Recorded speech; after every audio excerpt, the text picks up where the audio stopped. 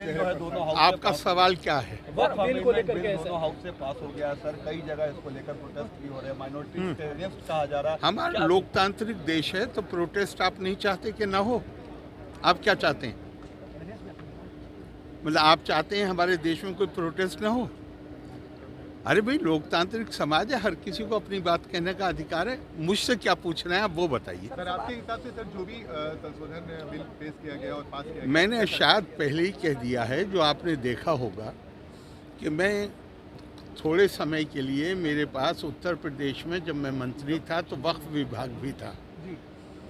सारे मतलब पूरे वक्त उन्हीं लोगों से मिलना होता था जिनके मुकदमे चल रहे थे आपस में, चूँकि प्रॉपर्टी का मामला है और पुराना फैसला है कि वक्फ काहे के लिए है। मैं आपसे पूछ रहा हूँ, वक्फ काहे के लिए? मैं अपनी प्रॉपर्टी को कहता हूँ कि ये अब मेरी प्रॉपर्टी नहीं है, ये प्रभु की, अल्लाह की प्रॉपर्टी है। तो अल्लाह की प्रॉपर्टी का इस्तेमाल किसके लिए किस कामों के लिए होना चाहिए? आपसे पूछ रहा हूँ, किस काम के लिए होना चाहिए? धर्मार्थ के लिए, जन कल्याण के लिए, गरीब आदमी को फ़ायदा पहुंचाने के लिए।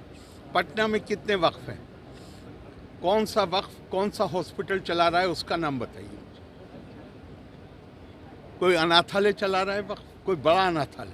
और ये ध्यान रखिएगा कि वक्फ करने वाला एक विशेष समुदाय का हो सकता है, लेकिन वक्फ का जो फ़ायदा है,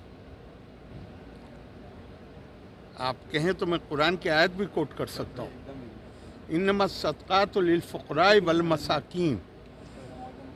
गरीब कमज़ोर आदमी के लिए दो शब्द प्रयोग किए गए हैं, फ़कीर और मिस्कीन। तो जब तो पूछा गया कि भाई ये दो क्यों हैं, तो कहा गया फ़कीर है जो डेस्टिट्यूट है, निर्धन है, मुसलमान, और मिस्कीन है जो गैर मुस्लिम है। दोनों का बराबर का अधिकार। आप मुझे एक बताइए, कोई संस्था, पटना में बहुत वक्फ हैं, ये ध्यान रखिएगा, पर एक संस्था बताइए कोई मुझे जो निर्धन के लिए, गरीब के लिए, कमज़ोर के लिए काम कर रही है। क्या हो रहा है वहाँ पे? सिर्फ आपस में मुकदमेबाजी। वक्फ अलल औलाद को तो कानूनी तौर पे गैर इस्लामी जो मैं प्रॉपर्टी कह रहा हूँ, मैं कहता रहा हूँ कि ये अल्लाह की है, लेकिन फ़ायदा मेरी औलाद उठाएगी, तो इसको तो गैर इस्लामी, सारे मुसलमान मुल्कों में गैर इस्लामी है। हिंदुस्तान में भी प्रिवी काउंसिल ने गैर इस्लामी इसको कहा था कि ये गैर इस्लामी है। लेकिन जिन्ना ने एक्ट लाके 1913 में बिल लाके, उसका नाम ही है वैलिडेशन, मतलब ये गैर कानूनी है लेकिन हम इसको कानून बना रहे हैं। अब इसके बाद क्या होना चाहिए ये तो आप तय करिए।